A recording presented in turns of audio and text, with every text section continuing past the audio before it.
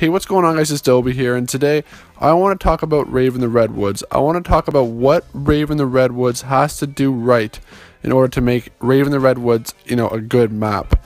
I want to talk about some changes that they have to do in order for Rave in the Redwoods to be better than Zombies in Spaceland, and in order for Rave in the Redwoods to be considered a classic map.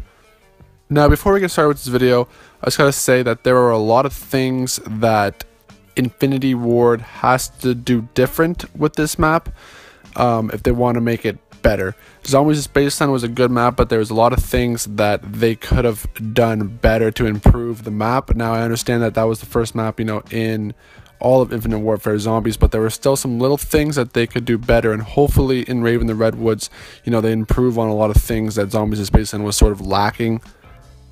One of the biggest things that Infinity Ward has to do better on Rave in the Redwoods for me is the Easter egg. They have to make a better Easter egg. If you look at Zombies in Spaceland, the Easter egg was very dull in my opinion. There wasn't a lot to it. The whole alien boss fight, I think it was an alien. The whole boss fight to me wasn't, good at all. They have to sort of improve on it.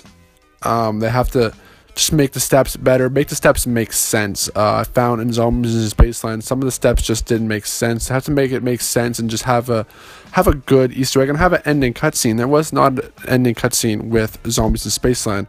I assumed there was going to be, but there just wasn't an ending cutscene, which, it's not the end of the world. It's not a big deal, but solving the Easter egg, I always look forward to the ending cutscene. I do it for the ending cutscene, and when there is no ending cutscene, there's no real point, of doing it, in my opinion. Yeah, we get David Hasselhoff into the map and stuff like that. We can play as David Hasselhoff, but, it's not really that big of a deal. We can get David Hasselhoff into the map without even doing the Easter egg.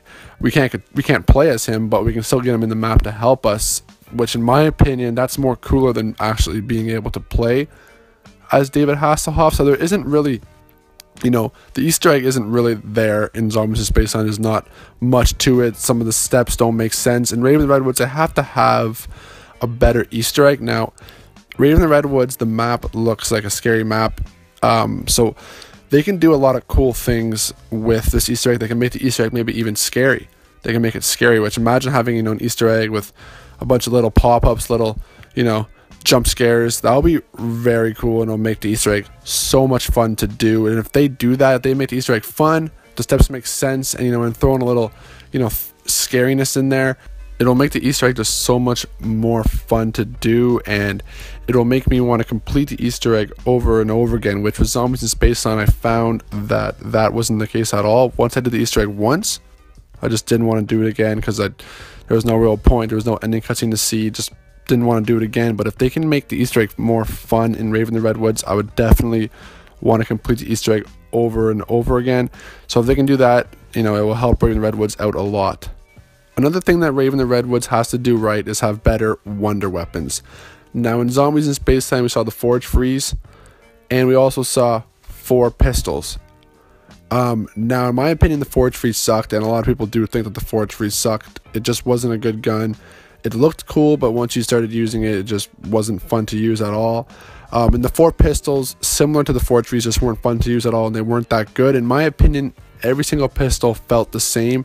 It felt like you were only using one wonder weapon, but there were 4, and they obviously had some differences, but they were mostly the same, in my opinion. And I think what they're trying to do there was they were trying to sort of copy their Eyes and Drac with the bows, but the bows, were just perfect.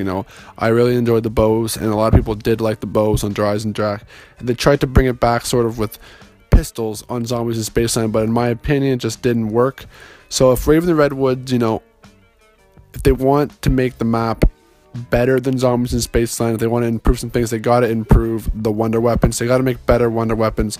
Wonder weapons are just fun to use. It's not, it doesn't have to be really a good weapon. Obviously being a good weapon really helps, but if it's just fun to use, then people will use it, and people would, play just to get that wonder weapon. They have to, just make a better wonder weapon. And it doesn't matter if you get it out of the box or you have to upgrade something or build something. Just have a better wonder weapon in Rave in the Redwoods. It'll make the map so much more fun.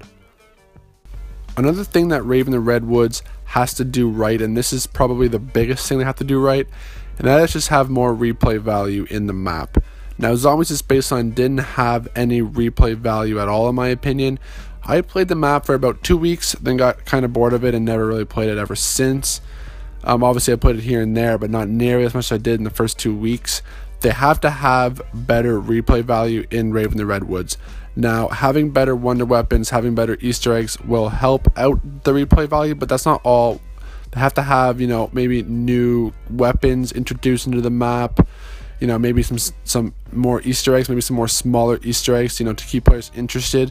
They cannot allow the players who are playing Rave in the Redwoods to get super bored. If they do that, then they'll obviously not play it anymore. They gotta have better replay value. Now, I found with Treyarch Zombies, I found with Black Ops 3, with the exception of Zetsubou and Revelations, every map besides Zetsubou Revelations, in my opinion, had excellent replay value. I can go back and play Shadow Evil right now and not get bored of it at all. Same as Horizon Jack and same as Garrod Crovey. Zombies' baseline that was not the case. With Rave in the Redwoods, they have to have more replay value. And judging by just the way this map looks, it looks like it's a cool map, and it looks like that we might be able to actually play it, for months and months and months, because it just looks cool. And if they add cool stuff in there as well, make the map scary, the replay value might just be there, but they have to have better replay value, a lot better than Zombies' baseline, in my opinion. If they have good replay value, obviously the map will be good, so they need to have good replay value.